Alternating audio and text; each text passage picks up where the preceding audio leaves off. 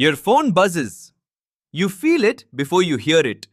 Your hand moves before your mind decides anything. You already know there's a good chance it's nothing important. You check it anyway. But the real answer for why you do this is far stranger than willpower or addiction or bad habits. It starts almost 2 million years ago on an open grassland with a creature that was not yet you, but was becoming you. That creature had no claws worth mentioning, no fangs, no armor. What it had was attention. Constant, restless, twitchy attention. A rustle in the grass might be wind, it might be a leopard. The creature that assumed wind and was wrong even once did not get a second chance to learn from the mistake. The creature that checked every single time survived to pass that habit forward. Generation after generation, that habit sharpened. It became less of a choice and more of a reflex. Your ancestors didn't decide to be vigilant. Vigilance decided for them, and the ones who resisted it quietly disappeared from the gene pool. That reflex is still inside your skull right now. It just doesn't have a savannah to patrol anymore. So it patrols your phone. Here's the part that surprises people. The buzz of a notification and the rustle of grass are processed by some of the same ancient circuitry. Your brain doesn't have a separate module for Instagram comment or work email. It has one very old system for detecting potential information about your environment. And it treats almost anything as a candidate. A psychologist named B.F. Skinner discovered something about this kind of attention back in the 1950s, long before phones existed. He was studying pigeons, not people. He noticed that if a pigeon received a reward every single time it pecked a lever, it pecked at a steady, almost lazy pace. But if the reward came randomly, sometimes after one peck, sometimes after 20, the pigeon pecked harder, faster, almost frantically. Skinner called this a variable ratio reward schedule. It is, to this day, considered one of the most powerful behavioral patterns ever documented in a living creature. Your phone runs on exactly this pattern. You don't know if the next check will reveal something exciting, something boring, or nothing at all. That uncertainty is not an accident of bad app design. It is the entire engine. Think about how strange this is for a moment. A pigeon in a box with no understanding of probability or psychology will peck a lever obsessively, chasing an unpredictable reward. And you, with a fully developed prefrontal cortex capable of calculus and poetry, will reach for a glowing rectangle in your pocket for the same fundamental reason. Knowing this doesn't stop the urge, does it? There's a second piece to this puzzle, and it's even older than Skinner's pigeons. It involves a chemical you've probably heard of: dopamine. Most people think dopamine is the brain's pleasure chemical, the reward you feel when something good happens. But a researcher named Wolfram Schultz, working with primates in the 1990s, found something that flipped this idea on its head.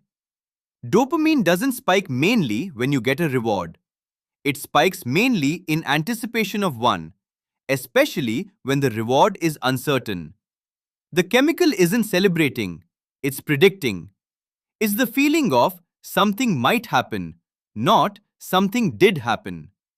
This explains why the moment right before you unlock your phone often feels more charged than the moment right after.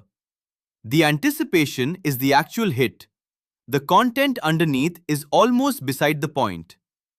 Now picture your ancient ancestor again, standing at the edge of the grassland. A sound in the brush. Their dopamine system fires not because they know what's there, but because they don't. That uncertainty kept them alert, kept them scanning, kept them alive. The system was built to reward the search, not the discovery. Your phone, Whether anyone designed it this cleverly on purpose or simply stumbled into it through trial and error, has rebuilt that exact loop and put it in your pocket. But there's a third layer to this, and it might be the strangest one. It's not just about danger, it's about belonging. Humans evolved in small groups, tight clusters of maybe 50 to 150 people, where social information was survival information. Knowing who was upset with whom, who had food to share, who might betray the group, wasn't gossip. It was a matter of life and death. An anthropologist named Robin Dunbar studied this and proposed that the human brain's social capacity, what's now called Dunbar's number, evolved specifically to track relationships within groups of roughly this size. Being excluded from that social information wasn't just uncomfortable. It could mean missing a warning, missing an alliance, missing a meal. So your brain doesn't just want to know if there's danger nearby. It wants to know what people think of you, right now, constantly. A notification isn't only a possible threat or a possible reward. It's a possible update on your social standing. Did they like the photo? Did they reply? Did they agree with what you said? Every check is a tiny status report from a tribe that, biologically speaking, your brain still believes you live inside. Here's where it gets uncomfortable. Your tribe used to be capped at around 150 people.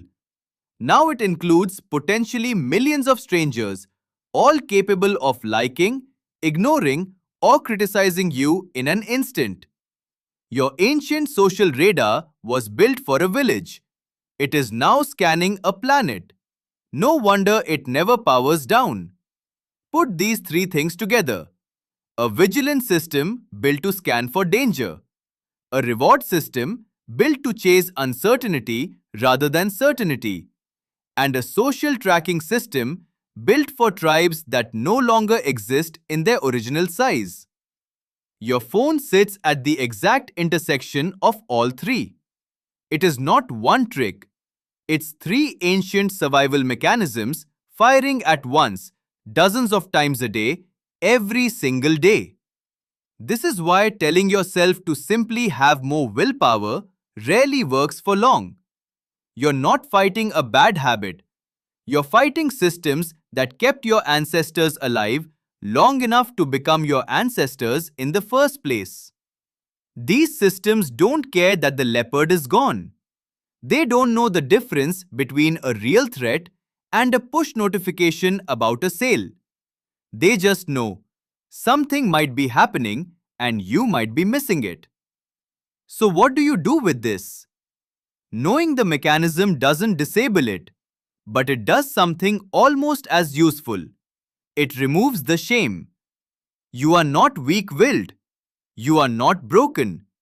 You are running software that is roughly 2 million years old, doing exactly what it was built to do in an environment it was never built for. The mismatch is the problem, not you. Some researchers studying behavior change point out that the most effective interventions don't fight the urge directly. They change the environment so the urge has less to grab onto. Turning off notifications doesn't remove your vigilance system.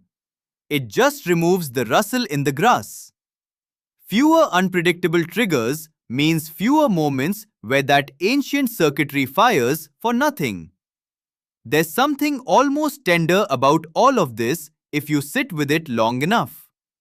The same instinct that made your ancestor freeze at a sound in the dark, the same chemical spike that made an early human scan the horizon one more time before sundown, the same deep need to know your place inside the group, all of it is still alive in you. It didn't disappear. It just changed uniforms. The savannah became a screen. Tonight, your phone will buzz again. Your hand will move before your mind fully decides anything. the same way it has for nearly 2 million years. You already know there's a good chance it's nothing important. You'll check it anyway. Not because something is wrong with you, but because something very old, very patient, and very well practiced inside your skull still believes that not checking could cost you everything.